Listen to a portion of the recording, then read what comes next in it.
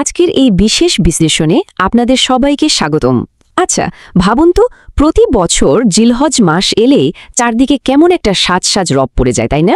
পশুর হাট, কেনাকাটা, একটা উৎসব আমেজ। কিন্তু আমরা যদি কুরবানিকে শুধুই একটা বাৎসরিক উৎসব বা নিছক একটা প্রথা হিসেবে দেখি, তাহলে কিন্তু এর পেছনের বিশাল ক্যানভাসটা আমাদের চোখ এড়িয়ে যাবে। সত্যি বলতে, কুরবানি শুধু একটা ধর্মীয় রীতি নয়, এটি আসলে প্রাচীনকালের এমন এক আত্মত্যাগের নিদর্শন, যার ঢেউ শত শত বছর পেরিয়ে আজকের এই আধুনিক অর্থনীতি আর আমাদের সমাজ ব্যবস্থায় আক্ষরিক অর্থেই এক বিশাল প্রভাব ফেলছে। আজকের এই আয়োজনে আমরা প্রাচীনকালের সেই চরম ভক্তির শেকড় থেকে শুরু করে বর্তমান সময়ের ট্রিলিয়ন টাকার এক বিশাল অর্থনীতির পেছনের পুরো গল্পটা একদম নিখুঁতভাবে বিশ্লেষণ করার চেষ্টা করব। তো চলুন শুরু করা যাক। আচ্ছা, ভেতরে যাওয়ার আগে চলুন এক নজরে দেখে নিই আজকের এই এক্সপ্লেনারে আমরা ঠিক কি বিষয় নিয়ে কথা বলতে চাচ্ছি। প্রথমেই আমরা দেখব কুরবানির ঐতিহাসিক পটভূমি, এরপর জানব অন্তরের ত্যাগের প্রকৃত অর্থটা আসলে কি, তারপর আসবে এর নির্দিষ্ট কিছু নিয়মকানুন আর সামাজিক সাম্যের দিকটা, এবং সবশেষে আমরা আলোচনা করব এর অভাবনীয় সেই অর্থনৈতিক প্রভাব নিয়ে। তো আমাদের প্রথম পয়েন্ট ঐতিহাসিক পটভূমি, যাকে আমরা বলতে পারি ভক্তির এক চূড়ান্ত পরীক্ষা। এখন আপনাদের মনে একটা খুব সাধারণ প্রশ্ন জাগতে পারে, এই যে গ্লোবাল একটা প্রথা, এর উৎপত্তিটা আসলে কোথায়?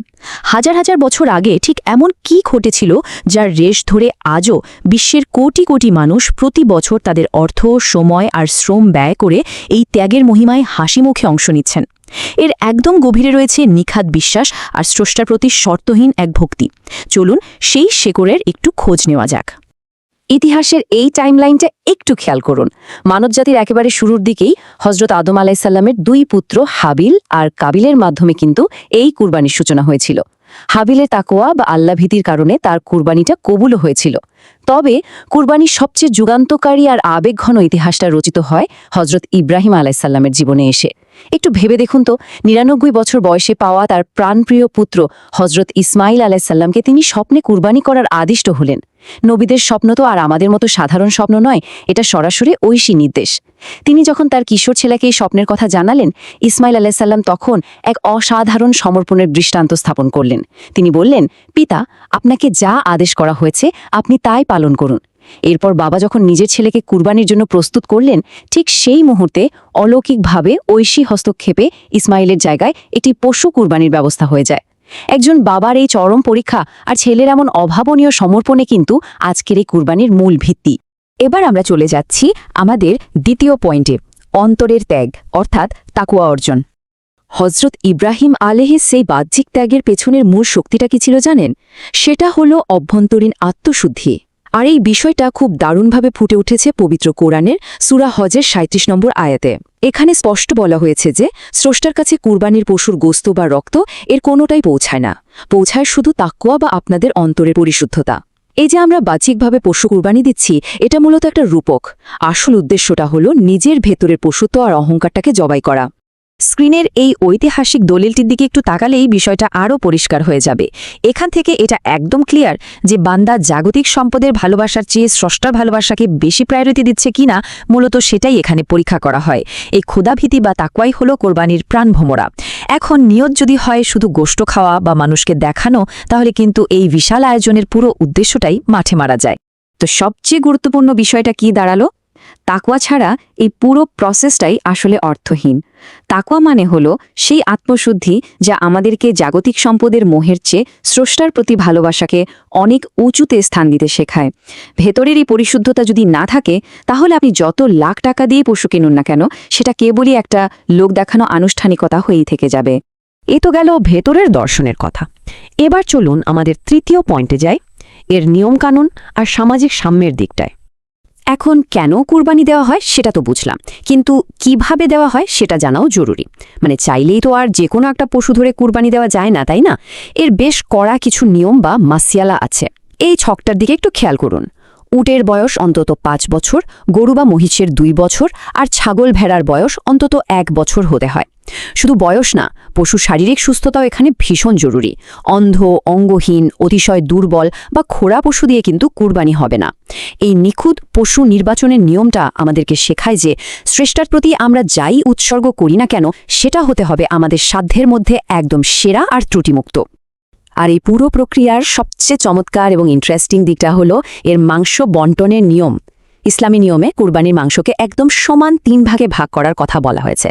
1 ভাগ নিজের পরিবারের জন্য, 1 ভাগ আত্মীয় স্বজনের জন্য, আর বাকি 1 ভাগ সমাজের গরিব ও অসহায় মানুষজনের জন্য।